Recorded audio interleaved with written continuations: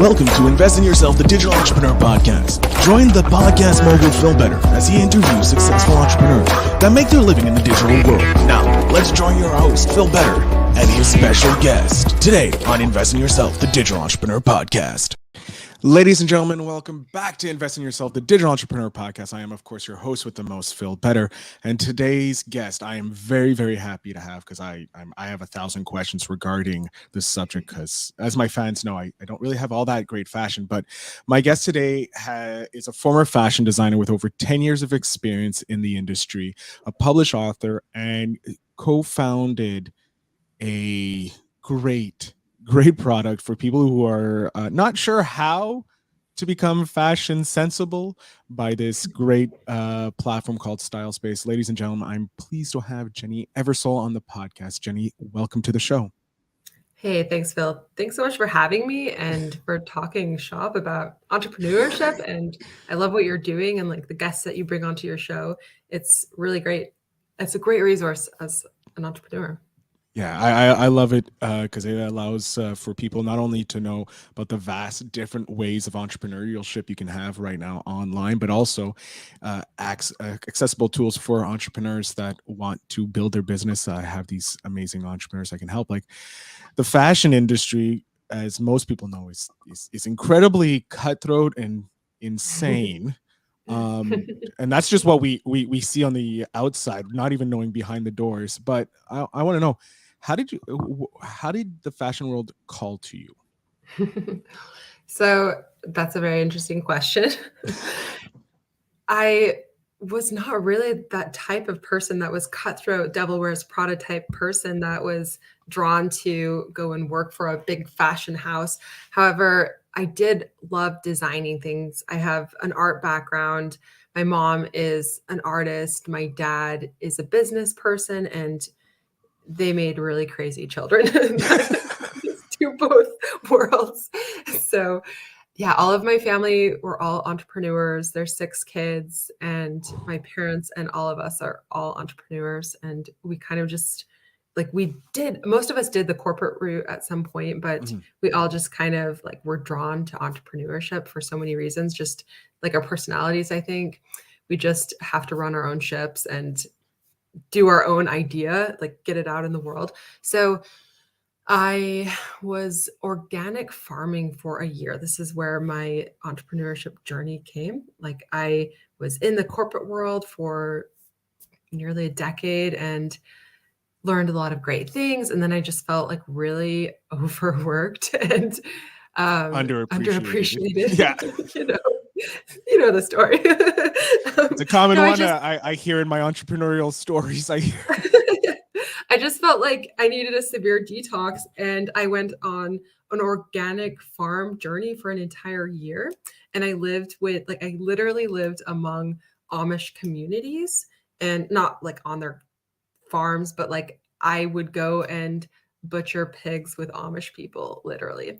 And that is quite the detox. Yes, it was. It was crazy. So I went from like corporate environment wearing like stiletto shoes and, cute outfits to like, okay, let's go butcher a pig. Let's learn how to grow my own food, build a house, and also make my own clothing. I stayed on a sheep farm in Vermont, and Kim Goodling was the shepherd who taught fashion designers from New York City how to do a textile art called felting, where you take wool fibers and silk fibers and you rub them together with your hands, soap and water, and the fibers will merge and become one.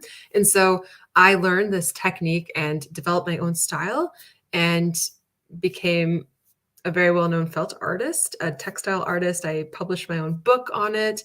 I did that for about 10 years and sold my wearable art pieces to fashion collectors from all over the world. And like it was a unique entry to fashion because it's not really what you're thinking, like Devil Wears Prada, and runway fashion. Like I did runway shows, of course, but it was not like your typical fashion. It was more of the art appreciators that like collected my pieces, and they were pretty expensive pieces. So only a few people could actually purchase them. And I only, made 200 pieces a year because it was The time. very time and labor intensive.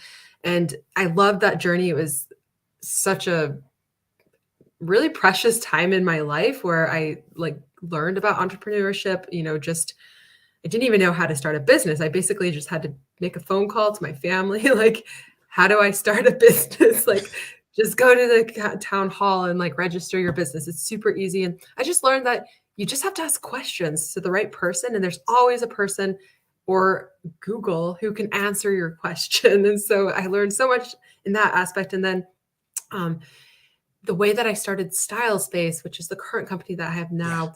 Um, so basically, I had so many people asking me for fashion tips, advice, styling advice. And it wasn't about like, what brand should I wear, but it was like, how do I put these pieces together? Like, how do I look confident? Where am I going to wear this? And I would always answer them. And they were always wondering like how to find a convenient way to get styling like this. And I worked with also professional stylists. And I would always ask, like, why aren't you styling everyday people like me? And they said, well, where and how? And so I wanted to create a platform that bridges the two worlds together to make a convenient, accessible, affordable way to connect with an expert stylist. And the way that we can be so affordable is because of the technology and the platform that we have built that brings people together like in a really easy way. There's no travel involved for the stylist.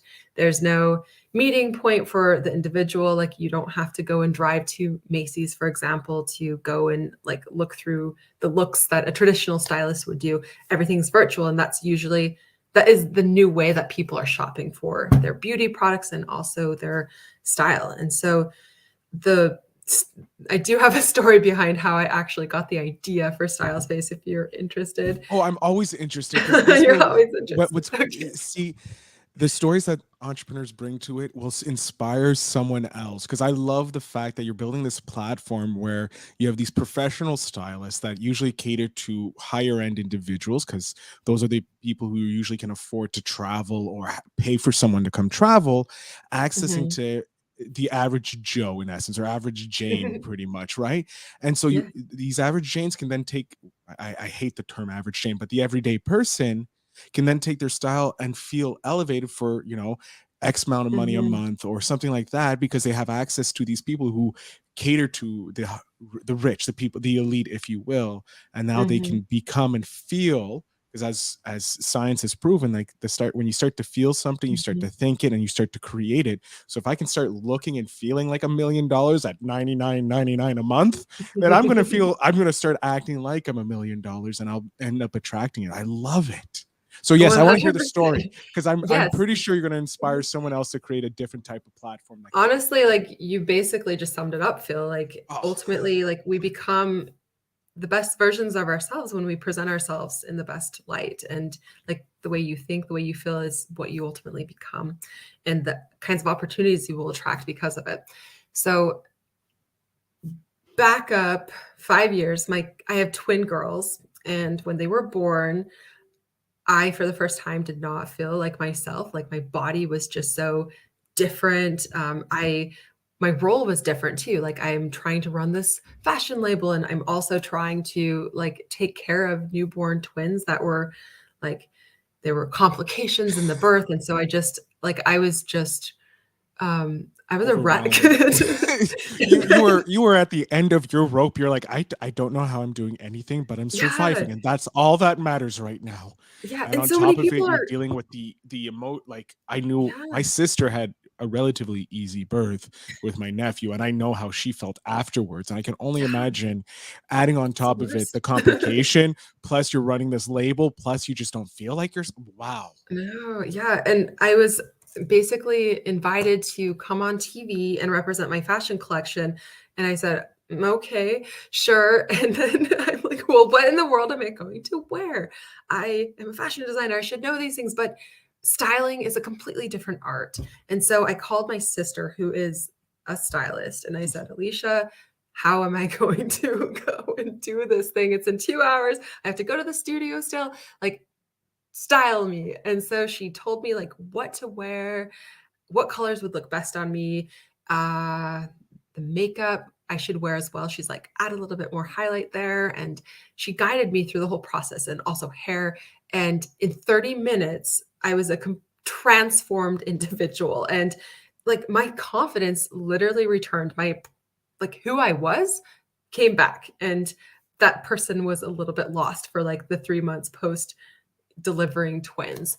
And I stormed into that interview room, like that TV studio, like the nervousness was completely gone because I'm like, I am myself again. I am ready to own this TV interview. And it was the best performance I've ever given on TV.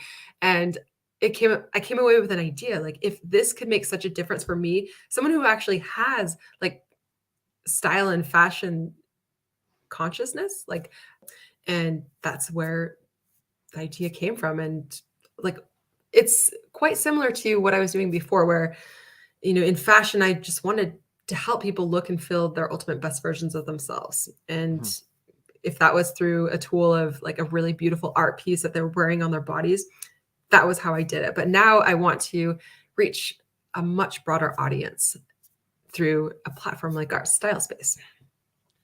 I love the idea of how you went first. You had to be selfish because you had to take care of yourself by learning this craft, and you're like, I'm going to just sustain myself. And you learned so much from creating your artwork pieces, and that gave you the confidence to know, okay, and the connections probably to connect to your co-founder John, who I definitely want to talk to eventually because I want to hear his side of his journey as well to coming on to Style Space. But it also then you realize like now I want to help other people. You've helped yourself. You've gotten yourself to a place where you're happy, and now you're like, now I need to help other people. I love that because that's when the biggest impact in the world happens. Because with you helping someone, who knows what's going to come next? Like that person feels like $1 billion. They can go on and invent the like nuclear fusion or something. I don't know, but you can help them feel confident when they give their pitch for a business that can help transform the world. Yeah, like style is like it's literally for everyone and everybody. Like it's not exclusive to an age or a gender or a life situation. Like it's for everybody. And like we style for every occasion, like whether it's a wedding or a pitch that you're doing to a VC, or you're just looking for an update in your closet and you're trying to minimize like the decisions that you have to make every day. Streamlining your wardrobe is the best way to save time and anxiety in the morning. You just go directly to boom, boom, boom. Great. Okay. Awesome. Yeah. And by the way, my co-founder is actually my husband. And John Eversole, Jenny Eversole, John Eversole. Yeah. And Phil would have realized that if he didn't look too far. No, yeah. Because I was concentrating on you. So I saw the name John. So I'm like, okay, John is the co-founder. So yeah. And I pitched the idea to him.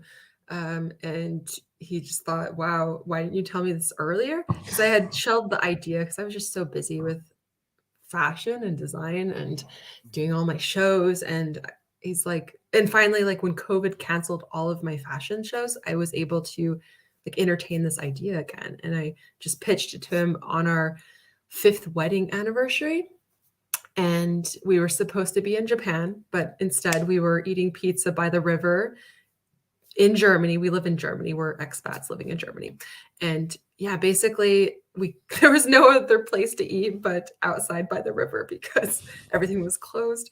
And so I just pitched this idea and he's like, wow, that's the best idea I've ever heard. And like, we need to do this together. And we went home after our like date anniversary 5-year and just started doing a Google Doc and wrote our business plan together. Like he was next to me. We were on the same table. We were just like writing. And yeah, that's basically where Style Space started.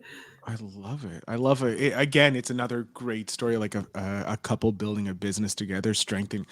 My God, you have a great story. It's fun. Yeah. And just to think, like, we were so bummed about like, the pandemic, like our shutting down our whole world and not being able to go and celebrate like in this dream vacation we had to go to Japan. Like we had dreamt of going there, since we met. And yeah, but had it not all happened that way, like Style Space wouldn't exist. It's true. So a very good silver lining Yeah, out of the darkness that was COVID. true. I'm I'm curious. For people who like you left the corporate world, you went into the fashion world, so you changed roles, and then you went into your a different area of the fashion world. What do you did you have a tip for someone deciding to maybe is in the fashion world wanting to go into entrepreneurship? The fashion world going into entrepreneurship. Mhm. Yes. Oh, sorry. Okay, Yes. sorry, there was a little cut out there. No, I'm sorry. I At 9 o'clock in Germany, the internet slows down a little bit because Oh. everyone's streaming videos. So, anyways, okay. So, advice for someone that is in the fashion world wanting to break out on their own in the Yeah. entrepreneur setting. So, I would just say, like, if you have something to share with other people that is not currently being represented in wherever you're working in the fashion industry, like, try it out. Like, when I first was questioning, like, should I be a fashion designer? Like, this is a crazy question. I mean, I just went on a farm venture for a year, so that's crazy enough. But like, do I go back into the corporate world? Do I, or do I go and do the thing that I literally can't I can't even sleep because I can't stop thinking about this. Um, do that thing. Do the thing that keeps you up at night, literally. The thing that you're always going to question, like, what if I would have done this? Like, if you ever feel like you're going to regret this in life, do it. I went to a show once, like when I was debating, like, should I do this? I was just like on, like at the crossroads, like, do I go here? Do I go there? And I just asked this really wise woman. She was a fashion designer. I'm like, is it worth it? And she said, you'll never know till you try. And she's so right. You don't know. And life is just, it's way too short just to do one thing. And entrepreneurship is not for everybody. And I know people that think I'm nuts for doing what I'm doing, for the amount of time and effort and stress and uncertainty that comes along with it. But like, being the captain of your own ship is just so incredibly rewarding for me. And not everybody feels that way. I totally get it. Like, not everyone can and should be entrepreneurs, and not everyone should be like corporate executives. Like, everybody should follow their own passion and destiny. I love it. It's very true. Follow your passion, be it working in a corporation and helping lead the next minds, or starting your own business as an entrepreneur. I love it. It's great advice, Jenny. And I'm wondering, in your journey so far, is there a memory that just sticks out for you? Something that just like pops up, either the two plus years you've been doing Style Space, or in the 10 years that or 10 plus years you've been in the fashion world. I would say one that just popped into my head that is hilarious. Like, it's how Style Space actually got its name.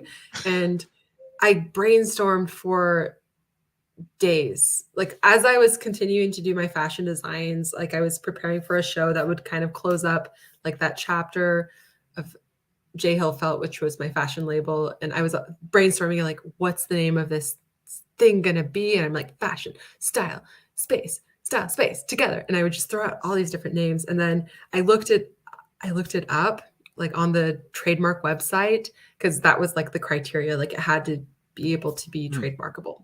So it had an open trademark. Crazy enough, Style Space. It's like a crazy That's it's a like crazy name to trademark, and you it know was what's available. funny? Probably hundreds of people thought of that name and just thought, Yeah. no, it's too good. It's probably already trademarked, and moved on. And no one took that extra step like you did to look. Well, so believe it or not, Mattel once had a trademark on Style Space. Mattel. And they basically just went dormant. Like, they did some kind of Barbie line Style Space, something like that. There were two like design firms that had Style Space. And then there was this one older gentleman. He was 69 years old, Greg. He owned the domain, and he once owned the trademark to Style Space. So my husband and I, we really used our negotiation skills and like our people skills. Like everything's about people and Yeah. relationships and business and well, in life. And so we were in many different email exchanges with this man trying to get the domain, like trying to get him to sell it to us. Cause if we don't have the domain, like it's not worth it. Yeah. So like stylespace.com. Yes. So we basically just used all different angles. Like he was very sensitive about his name. Like it was his baby. Like he built this photography company around Style Space. That was his name.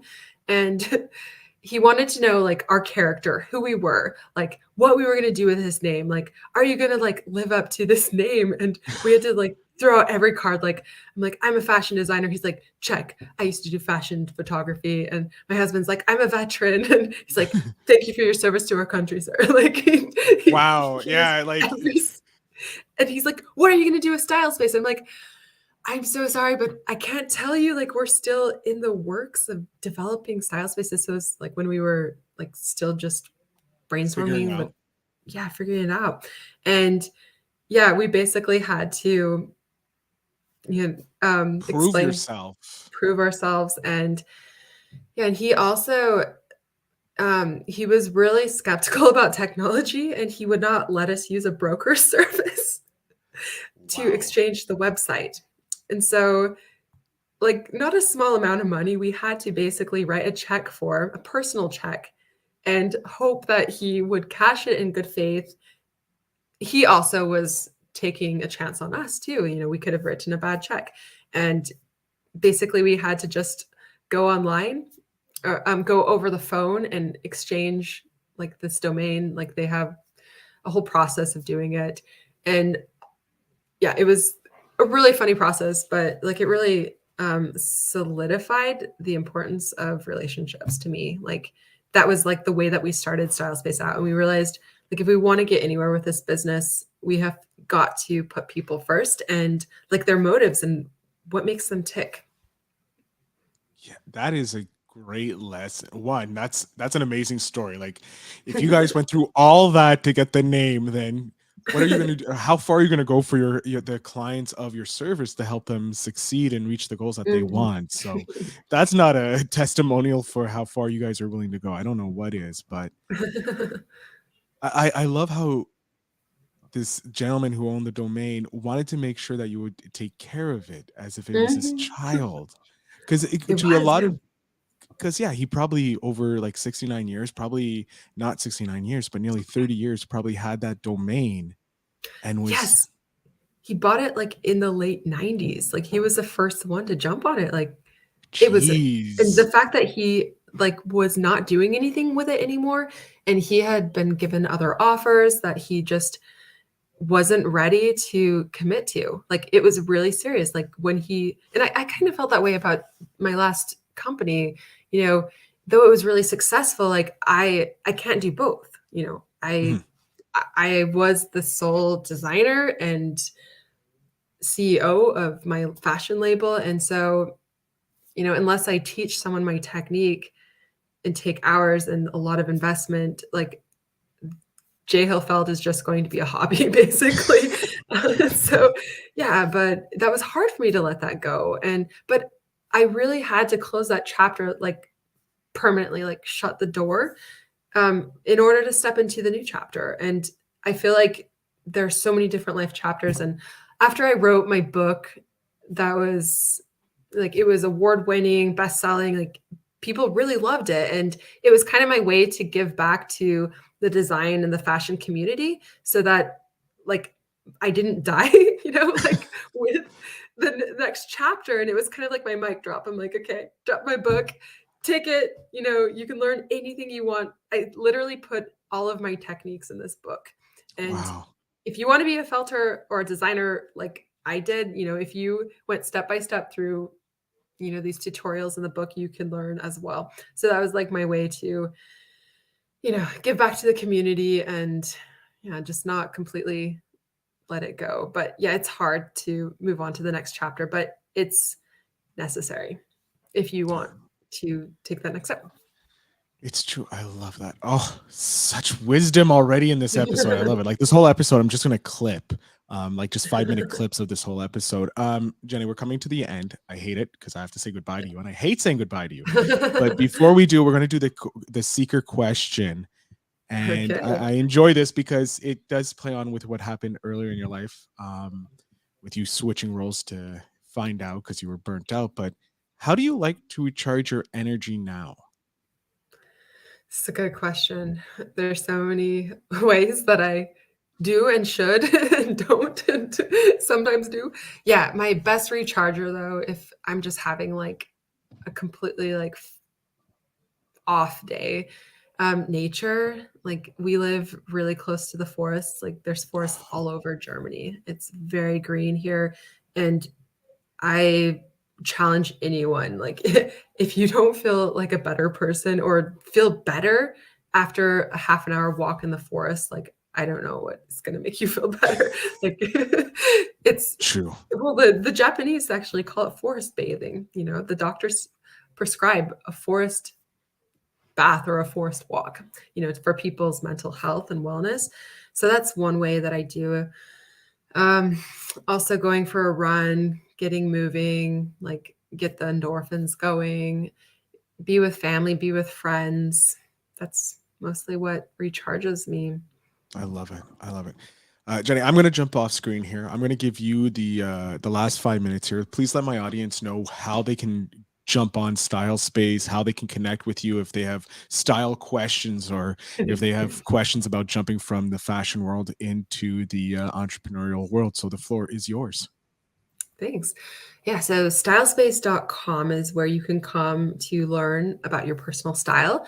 And personal style is it's very empowering. It's an expressive tool that you can use whenever anybody meets you for the first time. In 7 seconds, people will decide whether they like you, whether they trust you, and whether they want to do business with you. And defining like what your personal brand is and how you want other people to perceive you, it can be really helpful to have a personal stylist to help you define that. So we have 50 different styling sessions in hair, clothing, makeup, and skincare. Men can wear makeup too, though you don't have to, but knowing a good skincare routine and the best products that will help your complexion shine is awesome.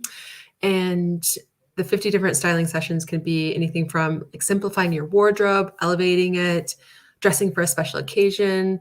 And yeah, if you are not ready quite yet to book with a professional stylist on our platform, you can download a free ebook where you can, in 5 steps, achieve your dream style.